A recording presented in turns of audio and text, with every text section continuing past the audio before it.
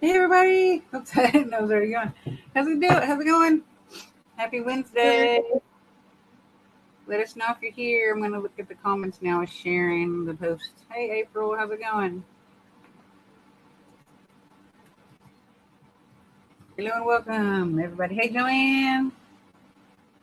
Everybody on all the different networks and YouTube. If you're from YouTube and you're watching, let us know because I want to know how many people watch from YouTube because I'm trying to build up the YouTube channel.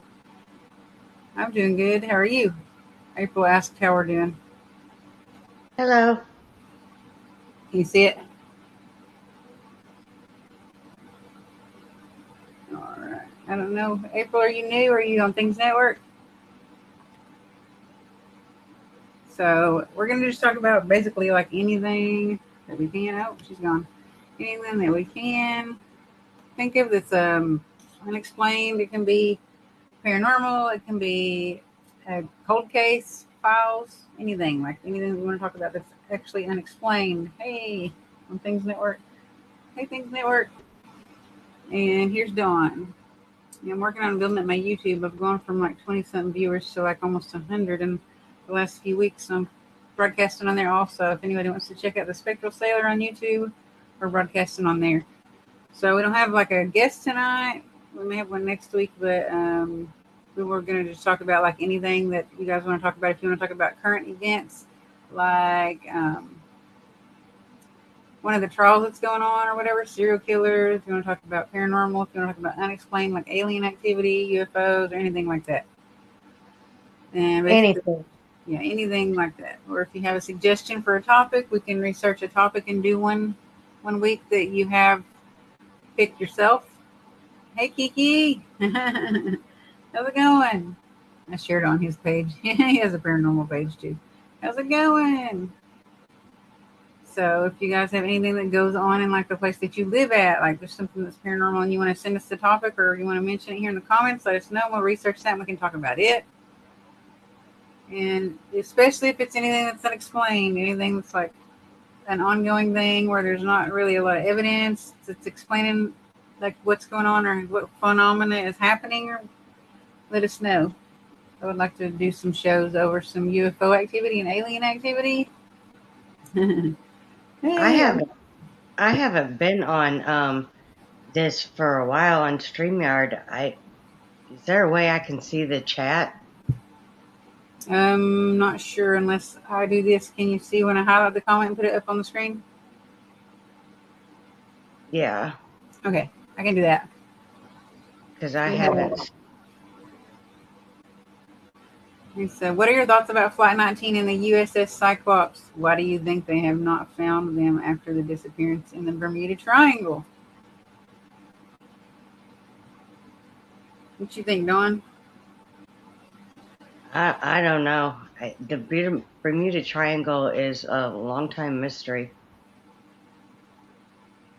I'm not gonna go in there looking for stuff.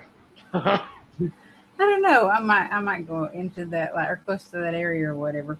I'm probably gonna look that flight up right now. I'm gonna Google it because you said Flight 19 because the last one that I can remember that disappeared, I think it was called a different number of a flight. So Flight 19, I'm not remembering which one that is. There's more than one flight that's gone missing. Is that one of the most recent ones, or is that one of the longer ones, like from longer time ago, that has still not been explained or recovered? Kiki? Five General Motors TBM Avenger torpedo bombers that disappeared. Oh, in 1945 over the Bermuda Yeah, Triangle. Using. that's that's from a long time ago. I should know this one. It's the U.S. Navy. During the U.S. Navy overwater navigation training flight from Naval Air Station Fort Lauderdale, Florida. 14 airmen on the flight were lost, as well as 13 crew members and a Martin PBM Mariner flying boat that subsequently launched from Naval Air Station Banana River to search for the Flight 19. Oh, wow. So whoever went to search for it has also disappeared? Like, what phenomena happened that year? Or, like, have you looked up any, like, possible 1945? Like, looked up any connections to anything else that was happening that year or anywhere nearby there, close, like, that could be sort of, like, connected to that? A report by Navy investigators concluded that Flight leader, Lieutenant Charles C. Taylor, mistook small islands offshore for the Florida Keys after his compasses stopped working, resulting in the flight heading over open sea and away from land. So I wonder if they ran out of fuel and they went down into the sea or the ocean. They said they thought they saw the Mariner explode in midair. Oh, well, that'd be another cause. If something explodes in midair, it's definitely not going to stay up there. The report was later amended by the Navy to read cause unknown, so they listed it as a cause unknown when they closed the case. Hey, Jeremy, how's it going? Hi, Jeremy.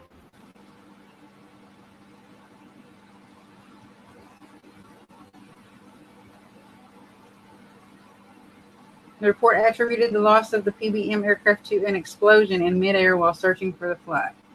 So that one was searching for the first flight that had went missing.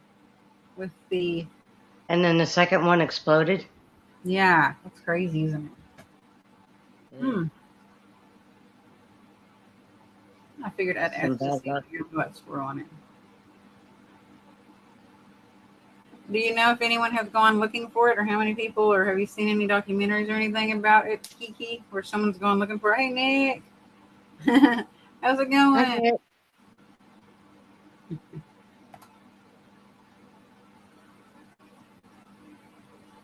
So I'd be interested in seeing if there's anything more current on it, like Hey, Nick. in the last few years, you know?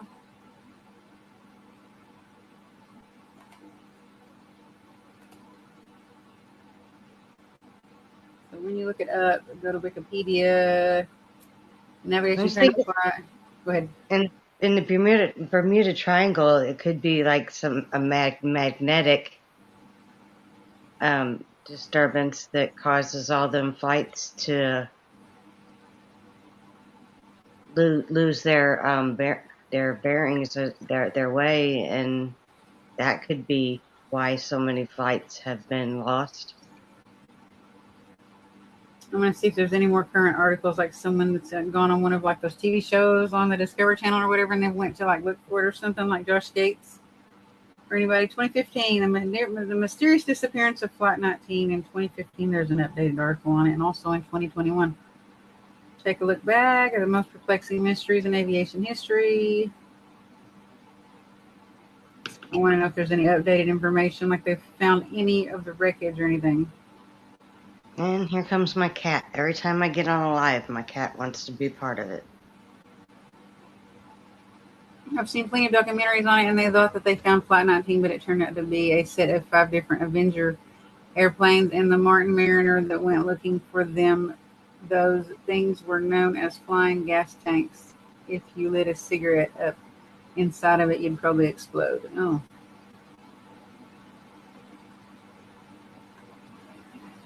Surely the patrol turned north. I've seen if like these updated articles are just basically reprising what happened, I think. They're not saying that they found anything in this article. This is a History Channel article, and then there's another article, Naval History and Heritage. I have to study that for my tests sometimes. Shortly after blah, blah, blah, World War. Taylor was a seasoned naval aviator with some 2,500 flying hours and multiple World War II combat tours in the Pacific. So that's the person that was flying this thing. So they were very experienced. It wasn't a newbie.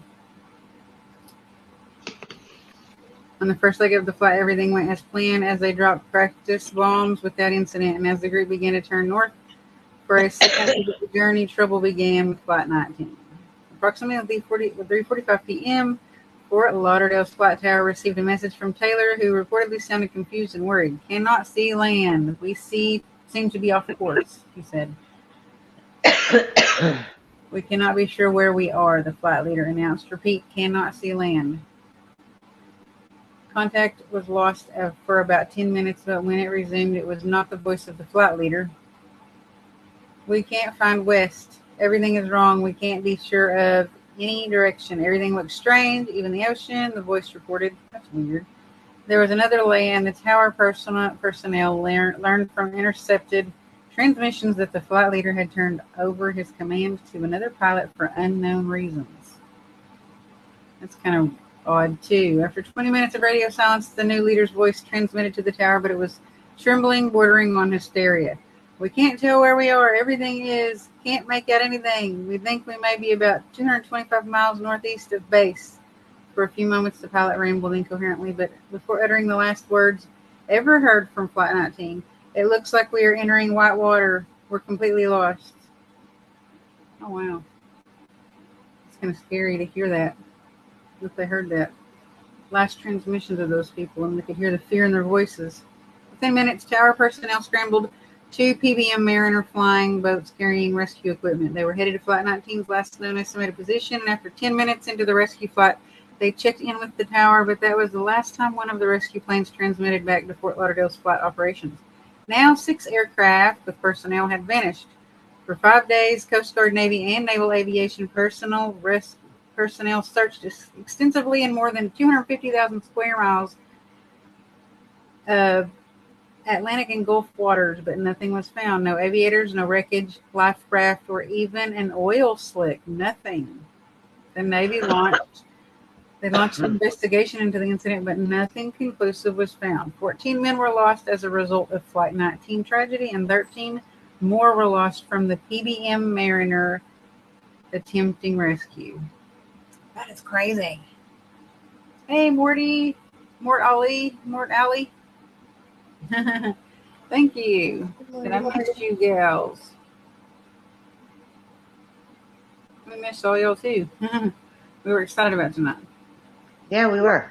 And we're talking about anything that's unexplained. If you have anything you want us to look up, research, or talk about, if you have some questions, or if you want to ask anyone else that might be watching, there's a few other people that are watching, then we're talking about anything that was an unsolved mystery, that was an unresolved case that was closed and resolved. The final words from them right before they lost all contact was, Fox Terror, were the call signs for Flight 19.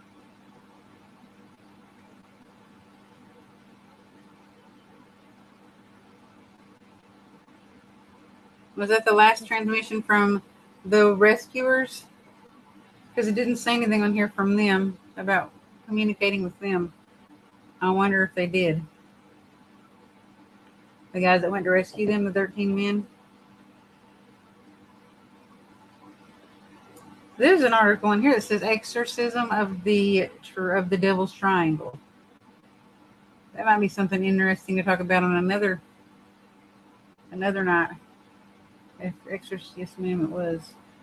Oh, crazy. So their last transmission was they were trying to get an answer back from Flight 19. And then it said that on the article I was reading, he said he thinks that it just exploded in midair. The rescue craft did. It's crazy, though. You would think they'd still find pieces of it laying around somewhere. Yeah, really.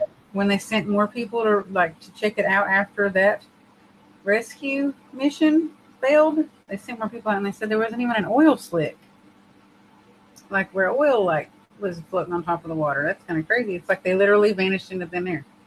They didn't even make it to water. Where would you look? Hey, Jeff. And there should be debris on the water, you know what I mean? Like pieces of those 2 crafts that were gone. Like some kind of piece of the one that exploded should be there too. Like, why did it explode? Oh, what if it ran into a UFO and it couldn't see it because it was translucent and it whoosh, and the aliens just kind of like ridded the whole entire area of any evidence to leave it a mystery.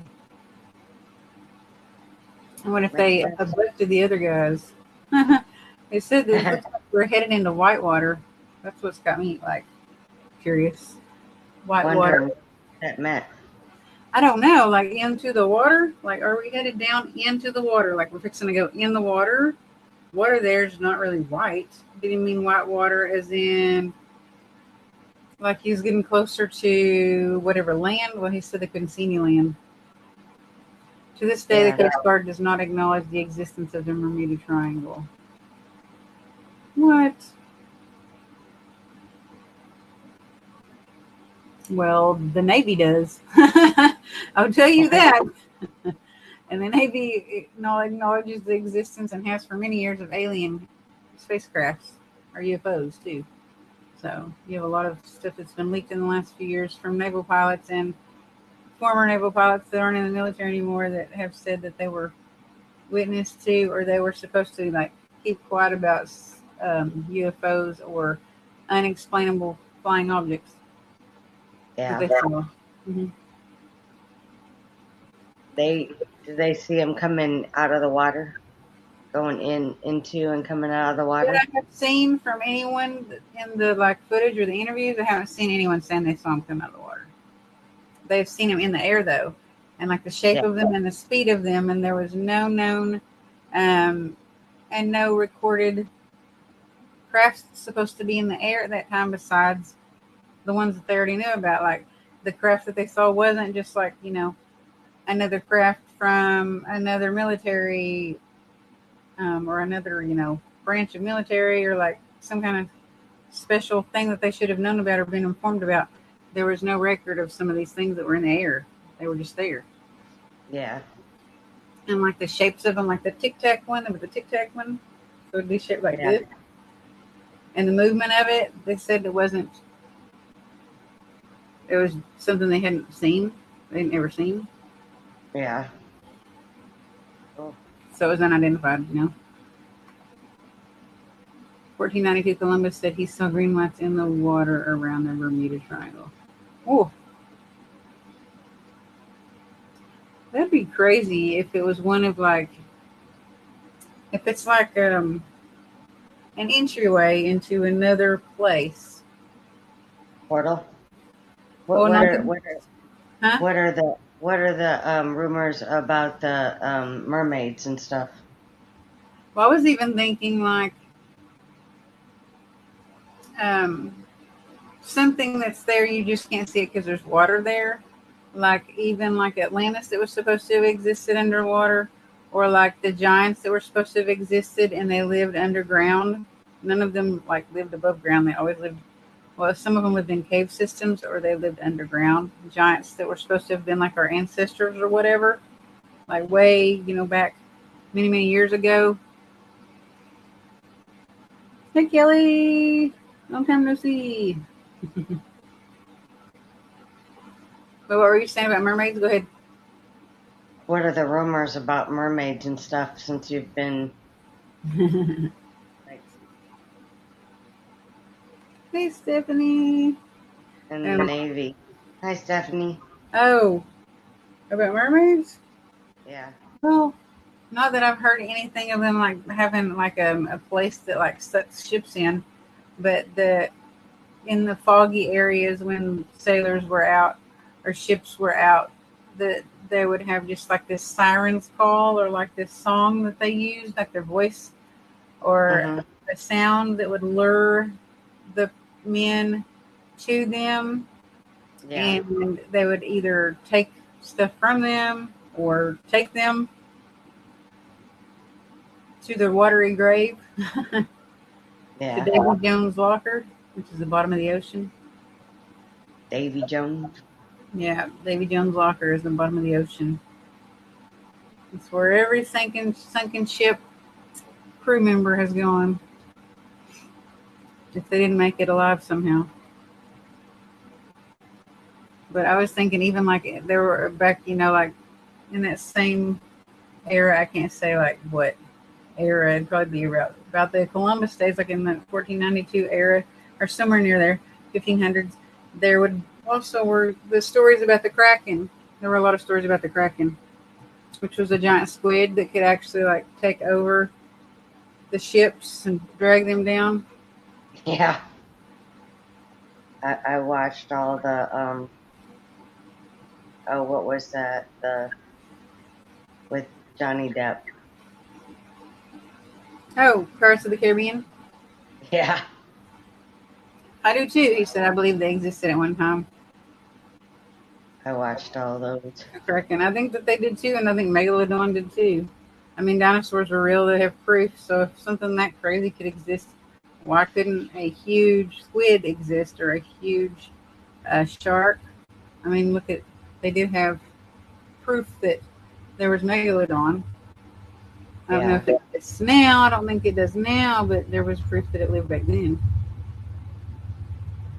Yeah, I mean, who's been to every square inch of the ocean? I haven't to check. I mean, there's some things that support that that is true, that it still could exist, but there's also like new discoveries made every time that they're doing those excursions. They find all of these different species that they thought were dead, like several different kinds of sharks that they have found that they thought didn't exist anymore for hundreds of years, and they found some alive. The kraken originated from Scandinavian folklore, usually depicted as an aggressive cephalopod-like creature capable of destroying entire ships and dragging them down.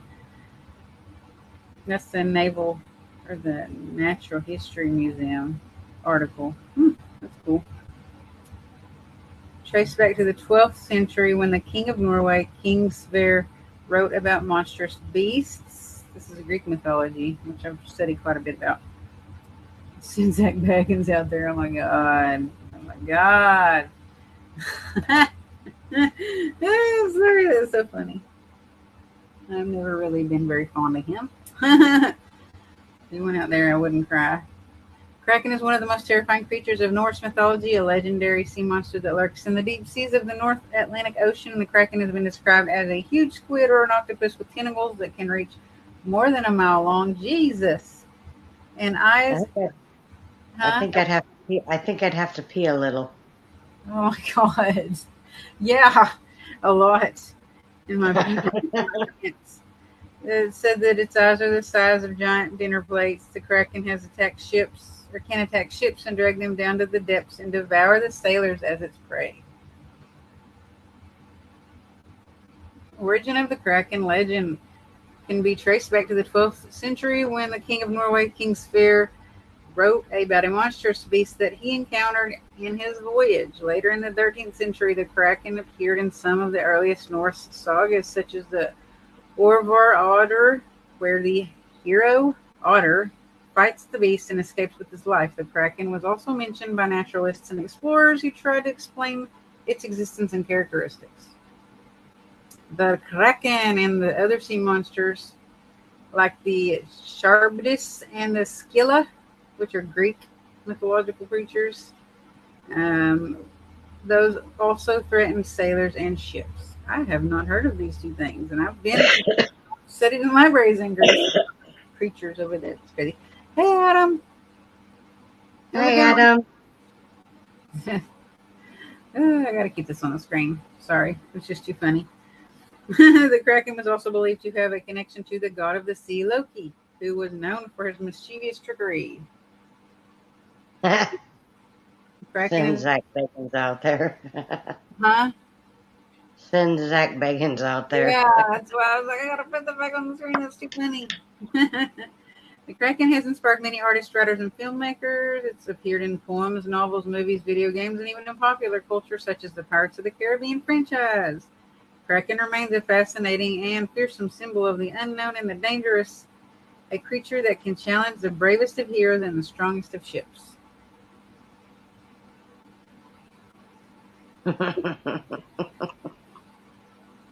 That is too funny. Yeah, it is. Did you ever look Did you ever look those up? Those things I told you to yesterday I don't remember. about him? Oh, no. Yeah, the Price is Right. No, Yeah. no, not um, Wheel of Fortune. Oh. Gosh. Oh, I was having it in my mind and seeing this vision of him in my head on The Price is Right. It was Wheel of Fortune Oh my gosh. when he was in high school. When the teens were on there, Mm-hmm. he was a nerd. So Google's like Baggins Wheel of Fortune, everybody. Who's on Wheel of Fortune? Amy. Here's another one Yeah, about sea serpents and mermaids also. I'm going to talk about this one. So Bermuda Triangle conversation is what we're having. We're just like talking about different things that could have happened to these, like Flight 19, and then the people that came and rescued them, and why there was no oil slicks, no debris, no sign of any wreckage whatsoever when another rescue attempt was made to kind of come and figure out what happened to the Flight 19 and then the rescuers of them that were supposedly seen bursting into flames in the air. We're just coming up with different myths and talking about different things the Bermuda Triangle could possibly be. Why do things disappear there? They were What used. about what you were telling me about today? The how that thing was always a hoax. Oh, the Amityville house. Yeah, Yeah. we could probably do a whole episode over that. It'd be cool if we could get somebody on here. Yeah, how all that was a hoax. Yeah, That blew my mind. the Amityville haunting being a Yeah. hoax. Yeah, Yeah. what time is it? 8:27. I'll read this article and then we can talk about that too after this if you want to. Sea Okay. monsters have a prominent role in myth and legend and most seafaring cultures on Earth. And with such aspiring ocean biodiversity, it's not difficult to see why. Sea monsters and their inspirations. Talking about serpents, kraken, and mermaids. So the kraken we've already discussed is like the big, huge, like tentacle-bearing squid-like creature that can drag cephalopod-like creature capable of destroying ships and sailors and bringing them to their doom. Colossal octopus attacking a French ship by malacologist Pierre Denis de Montfort in 1801. It's a painting. Anyways, so there's another illustration of a. Oh wow, that's an awesome picture. That'd be a cool tattoo. It's a Greek painting. I'm going to talk about the sea serpent. Where's it at? Giant squid. Let's get to this. The merfolk, mermaids. Feature of seafaring folklore around the world. Sirens and merfolk with humanoid torsos and serpentine tails have haunted the corners of the maps and human imagination for millennia. Isn't that the truth? You have Little Mermaid coming out soon in a few weeks. The remake. Yeah, that looks really neat. It does. A mermaid. This is like an article here, like an old article. Anybody traveling in a wooden ship over the horizon in the 18th century was more out of touch with the rest of humanity than today's astronauts who at least have radio contact. These sailors would sometimes be traveling for years out of contact with people at home. There were big expectations about the fantastic things that they might have seen on the other side of the world. Their stories were so popular that enterprising craftspeople in Japan established a thriving trade of cryptozoological specimens. What? Figure of a mermaid composed of a monkey torso and a fish's tail manufactured in Japan. So this is a man-made cryptozoological specimen. Although today we have recognized creative taxidermy and artfully dried sea animals for the hoaxes that they were, mermaids were once prized features of private cabinets of curiosity and carnival sideshows. What is a Jenny Hanover? Jenny Hanovers were made from small guitar fishes dried and arranged to resemble humanoid merfolk or winged chimeras. It looks like those things that were the Jinn in Pacific Rim. Like the monsters, the sea monsters that came up out of the sea. It looks like one of those. Just like one of those. Jenny Hanovers, which date back into the 1500s, are fantastical sea creatures manufactured from the dried bodies of skates and raised from the family Rhinobatidae, commonly known as guitarfish. These fish live on the seabed, and while the front of their bodies makes them look like a ray or a skate, the rest of their body looks more like a shark. They look weird. A guitarfish, despite the musical name, which refers to their distinctive body shape, guitarfish do not serenade sailors. The placid, bottom-dwelling animals eat invertebrates. They eat invertebrates, and they can be found all over the world in shallow seas. According to somebody that wrote an article about it, the closest resemblance to siren-like behavior is seen in their relatives, the ray. Like the stingrays, I guess. Some small species of ray have endeared themselves to humans with their habit of poking their snouts up out of the water, which can sometimes create a strange face-like apparition emerging from the water. Huh. Hey, Catherine. How's it going?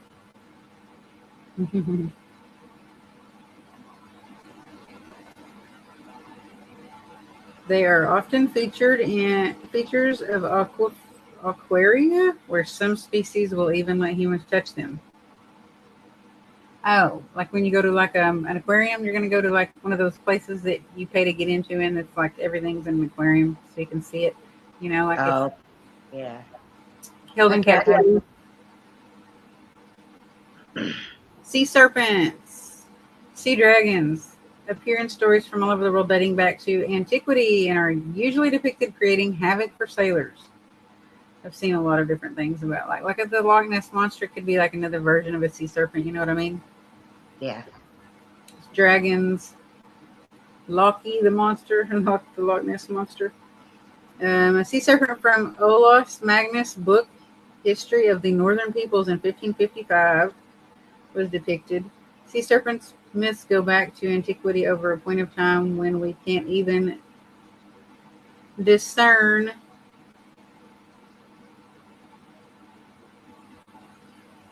what is an oarfish. The next one is an oarfish. Oh, I've seen the oarfish was like this really long ribbon fish. Hey, Louise, Zinny Dog from YouTube. How's it going over on the YouTube side? It's like a big, long, silver ribbon looking fish. It's huge. It's really, really long. And they were believed to be extinct for like hundreds of years. And then they discovered one in Japan or China. I thought this article might say the oarfish. It's like a really like skinny thin, like I mean it's not this thin, but pretend this is like it. It's real thin like that, and its Mm-hmm. body's long and like this. But it's a fish and it's silver, and it was like believed to be extinct for hundreds of years.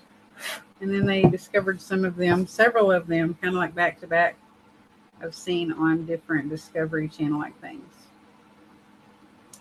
Museum scientists, curator of the fish, or fish usually swim in a vertical or horizon position using left and right undulations of their bodies and dorsal fins. So then, if it was like this, then imagine how it's going to look if it's doing this. I think that they Yeah. had discovered these by looking for one of those videos someone sent in where they thought it was like a Loch Ness monster, and they discovered it was an oarfish. Okay. And said, yeah, the oarfish do exist along with the sturgeon and the coelacanthon. Not sure if I spelled that correctly. I don't know either. I don't know what that is. Coelacanthon. Uh-oh. Something came up on my screen that's not supposed to be there. Go away. There. Okay. So we're discussing like things that could be contributing to the Bermuda Triangle and disappearances of different crafts like Flight 19 and some other different ones after that had disappeared. You know, like all kinds of different things have disappeared there. Okay. Harbingers of Doom. Huh? What about? This is a sea serpent from the Natural History of Norway. There's like a drawing of it. It's in that like a museum or something. The theory remains unproven, but it's believed that some interesting hypothetical link to have links. It's long, flat, ribbon-shaped animal, so maybe they're saying that it could have been an oarfish. Like back in this era when they thought that there was a sea serpent, that it could have been the oarfish.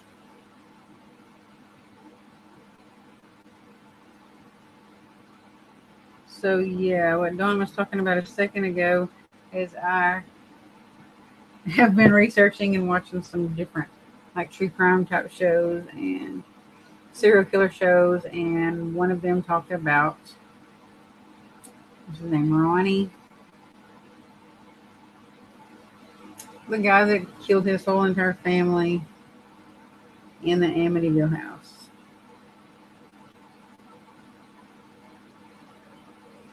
So the Amityville house and the horror that happened there was basically Like the man that came, well, he lived there. It was the oldest brother. He lived there, and when his family was all asleep in their beds, because it's so unexplainable that they were all face down, and none of them heard him, Ronnie DeFeo. But it was like the Bermuda Triangle is referred to be the location of the asteroid that hit the Earth, and the gravity field is out of what because it's magnetism. But that's just a rumor. Hey, it's more of an explanation than I have. Hmm. It's What kind of I said interesting. earlier. Yeah, it's kind of interesting. Yeah, Ronnie DeFeo.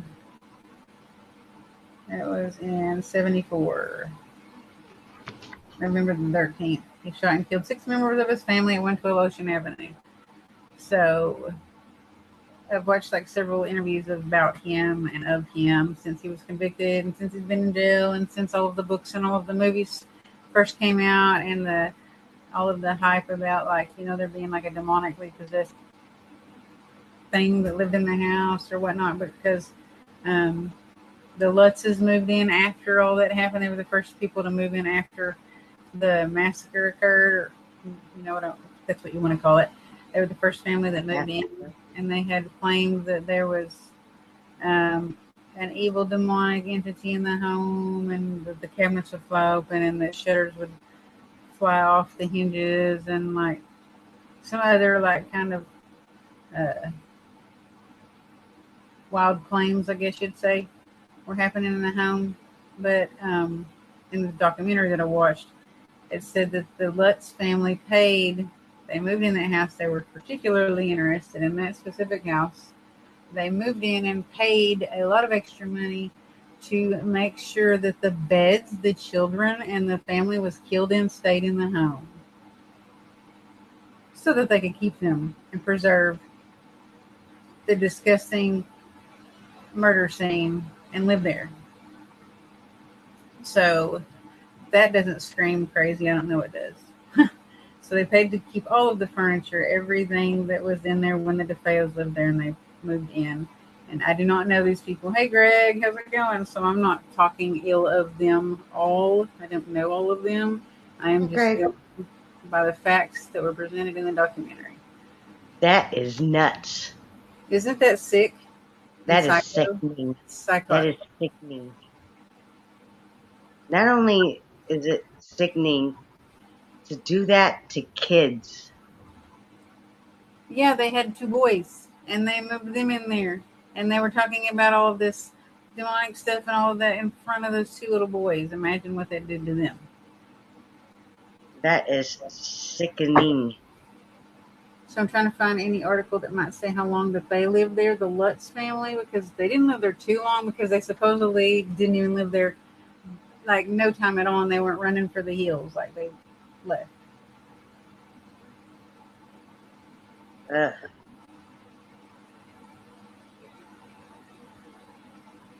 But if they were so scared of what was happening, why would you be sleeping in a freaking bed that kids were murdered in? And I agree with what Louis said. For real. Why they took so long to say it was a hoax. I imagine it was because of the binding agreements between some of the people that were involved, because it was a big, elaborate hoax. There were books and movies and all this stuff made about it. And on the documentary, Ron DeFeo's lawyer came out and said it was a hoax, that he was involved in it. He was trying to get Ron DeFeo from prison to participate and make some statements or whatever, or maybe embellish something that happened when he was there, because some of his statements to try to convince the court or the people when he was on trial, some of his statements he said he purposely made to make people think that he was crazy. So some of his statements were that a pair of black hands came and handed him this rifle to shoot all of them. Another statement was, and his stories changed so many times, he was like a pathological liar, and that's a big, huge red flag. And it's a really common thing for serial killers that have killed many people. When they go to court, their stories change so many times. Pathological liars. Anyways, he also said his sister, like the oldest sister, was in on it, and she is the one that forced him or pushed him to kill all of the family.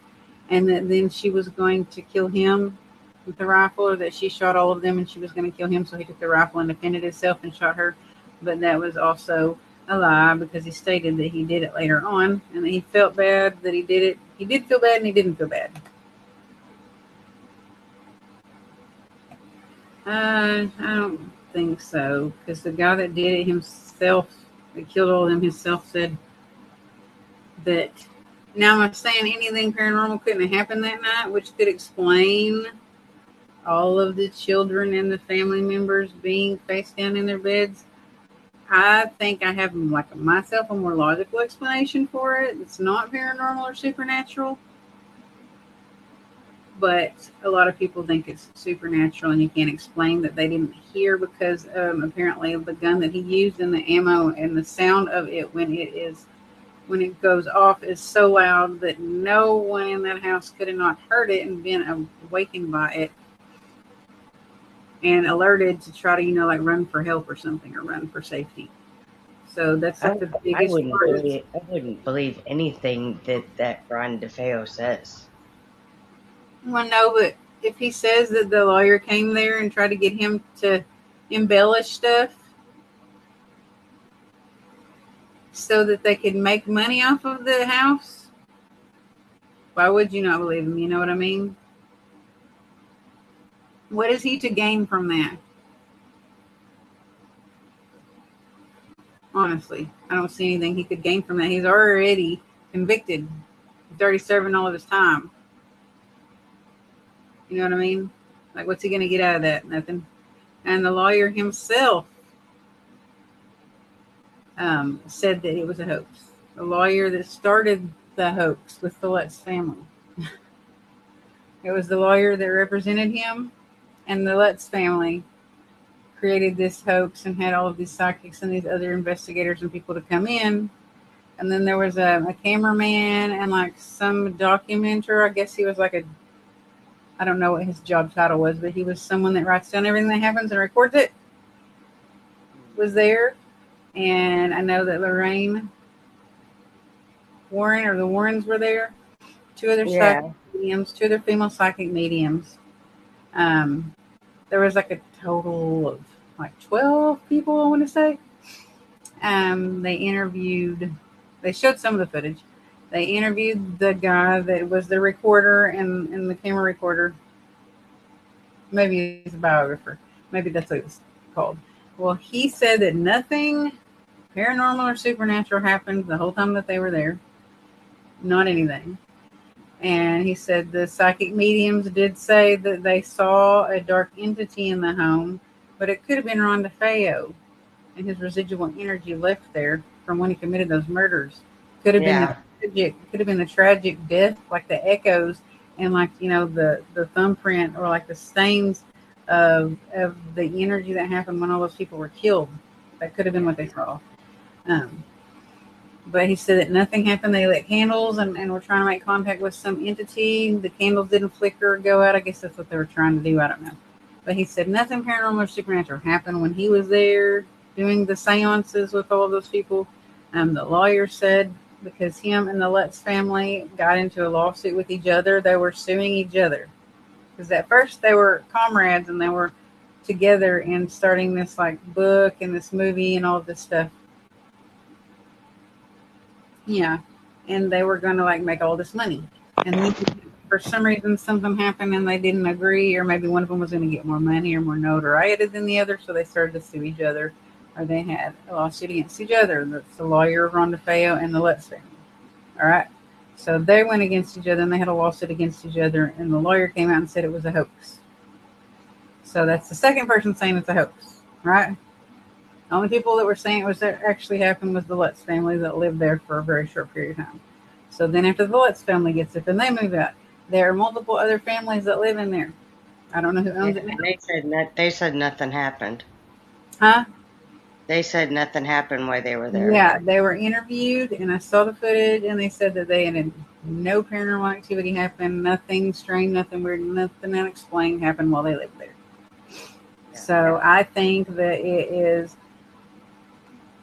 if anything occurred, it was attached to either Ronnie DeFeo or the Lutz family. and moved when they moved.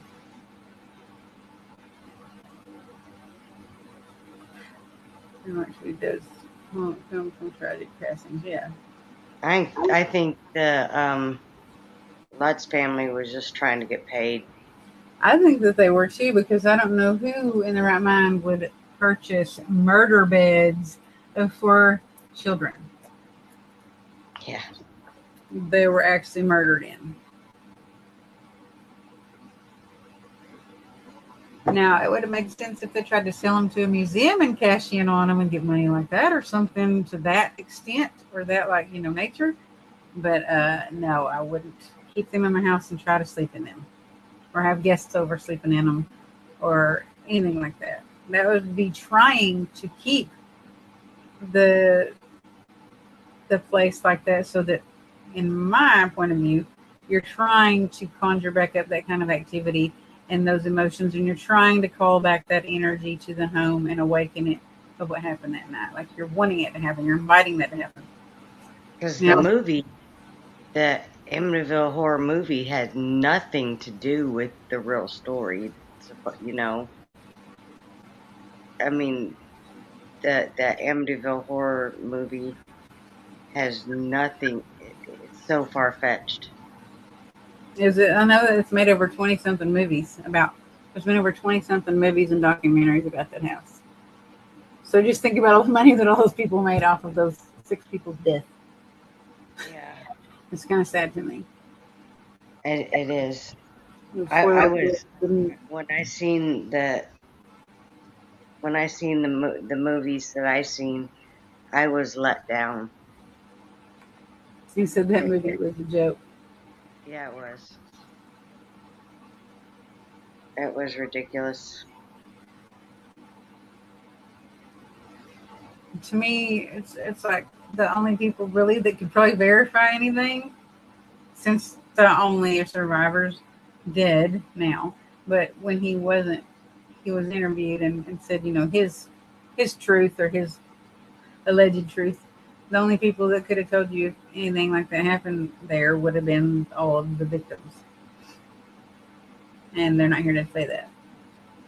Yeah. I know it was a known fact that the father of the household was mentally ill and did a lot of crazy things, and he was very abusive. And the grandpa was in the mob or mafia. So, I mean, think about all of that negative family ancestry, and, like, basically, like, their bloodline could have. You could have said, one could say their bloodline was cursed. Yeah. That nothing I would want anything to do with. No, I wouldn't mind going in the house, but I definitely wouldn't keep the beds, and I wouldn't sleep in them, and I wouldn't want. No. Because if energy and the vibration of a tragic death or murder exists and stays in the place where it happened, can you imagine what it would feel like to lay in one of those beds? Ugh, I wouldn't. No. Yeah, that's what I'm saying. Like, if you're trying to conjure that, anybody can conjure something up. But that doesn't mean it was already there, and it doesn't mean it's what you say it is. You know what I mean? Yeah.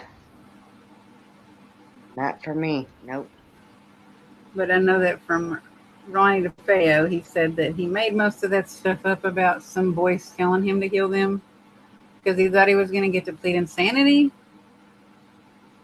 And that makes a lot of sense, honestly. A lot of serial killers do that. A lot of murderers do that. Yeah, I'm interested in what Brian Kohlberger is gonna say. I need to, like, really actually go back and catch back up on that case, because I'm not aware of most of the recent stuff that's going on, except for some girl that thinks she's in love with him, which is crazy. But that happens That all the time. that is ridiculous. Well, the other Murdoch guy has droves of love letters coming in for him. Uh, And I'm like, he's not, he's disgusting. Even if he wasn't a murderer, he's not attractive. if he was uh, a sane person that didn't do that, you know? and they think they found, or supposedly they found Xana's ID. Who? Xana? Okay, they said Santa. No, Xana. Xana's ID in a glove in a box in his apartment. That's what's going around right now. I'll have to read up on that. I haven't Yeah. heard in a couple of days, like, really what's going on with that. You know who I've been following that's been following it really closely and he's been discussing it with everybody is Patrick McCreary from the Haunted Side. I've been like watching all of his content. He's on YouTube and he's on TikTok. Really? He's been covering it pretty good, yeah. I didn't know that. Yeah. Little I old gotta, Pat. I Yeah. gotta, I gotta look into that. Yeah, just look up the Haunted Side on TikTok. And you can look on his account and all of the clips and stuff he's put on there as information and like discussions and like photos and like findings and like updated information of all that case. And what was the other? Oh, what was the other woman? Huh. What was her name? I ought to do that because I'm really, really, I've been following it since the very beginning. Um, I find that stuff, very, very interesting. I don't know what makes them tick. I just, it's really, really interesting to I me. feel like I do to an extent because once you, I guess you like study so many of those people and so many of the patterns that are similar in them and so many of the things that they do and the fixations that they have that are mostly like very common and similar amongst each other. Like there's a common mindset in a lot of them and a common factors that played up until that point from their childhood. It's I don't know. It's easier kind of to try to like, but you couldn't. I mean, could you really ever say like people that were like that from the time they were born up until now? They're all going to be a serial killer. You can't really, say that. So you I really know. could literally I, profile every I, single. I gotta understand, why, what led them to do that. I mean, Yeah, how could someone harbor so much hate? I always want to know all of the details, like every single detail. What did they do it with? How did they do it? Why did they do it? Where did they do it? When did they do it? Like what was going through their Exactly. mind at the time? What was like the motive? Um, Yeah. What drove them what was to the go? setting when they decided to do this? Like where were they at when they just was like strolling and they're like, I'm gonna go murder somebody today. Like what was going on with them? But there's like, because there's several different kinds of mind types that do that. You have like actual psychopaths. I mean, Um, I could never be that mad at someone. I don't think even in all the cases they were mad. And some of them, I don't know Just how to, did it to see if they could get away with it. I don't know how to explain it. Like, and some of it, yeah, some of them, that's what I think is that they just did it because they got a thrill from it. So they weren't literally mad, like they enjoyed doing it, and it was like a fixation or a grandiose delusion in their mind to where they actually got excited or a high from doing it. Because I think that's why a lot of them will start out and gradually do worse and worse and worse and worse and worse and more and more and more. Kind of I like, huh? I could never understand, and I guess that's because I'm normal. I don't know. I just I don't want to understand. guess that would be the best explanation I could have. Yeah, I do want to understand though. Like, I want to be as close as you can possibly get without being a monster. You know what I'm saying? As close as you can get to understanding them without being one of them.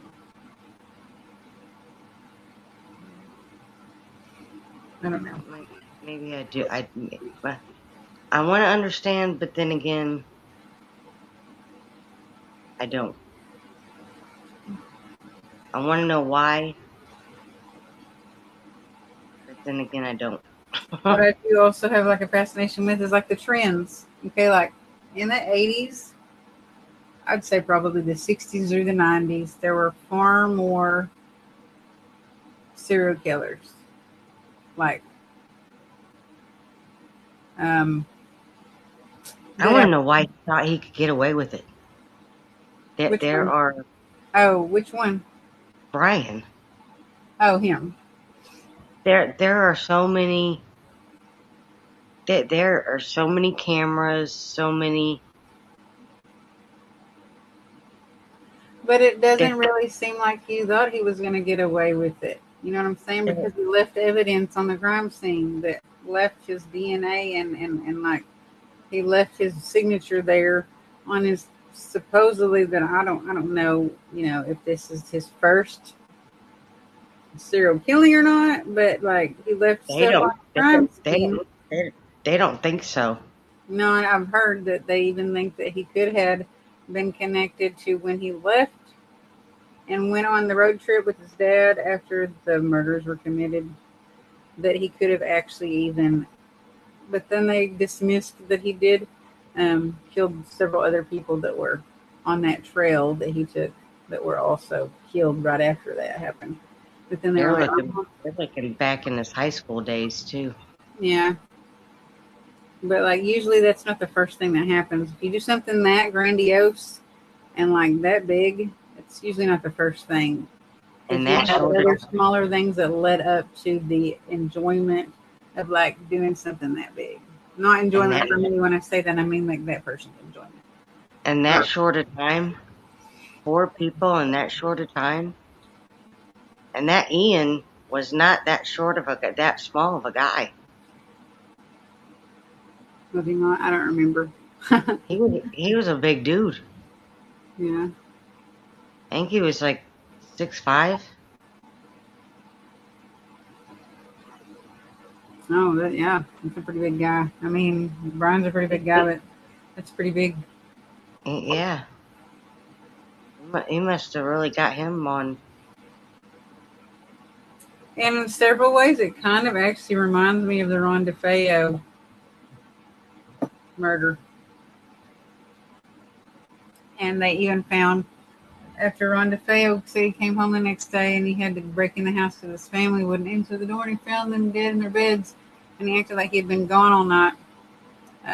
The shell casings were collected, and he collected the shell casings that night and disposed of all of them and any evidence, but the wounds were identified and what weapon was used and what ammo. And he was dumb enough to have left boxes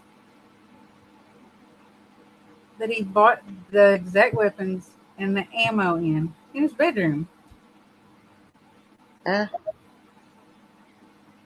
Like that's how they knew it was him, and that's why they started instead of holding him for protective custody from the mob or mafia, because that was the first thing he said is he thought it was a mob hit.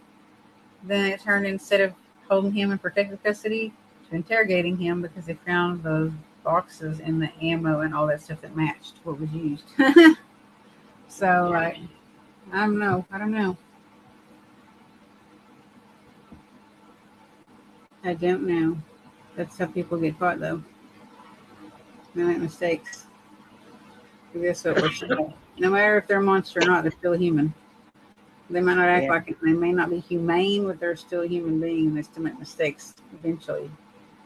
So it's 9:01, so it's time for us to go, everybody. Thanks for watching. Whoever's been watching the whole time, thank you. Appreciate it.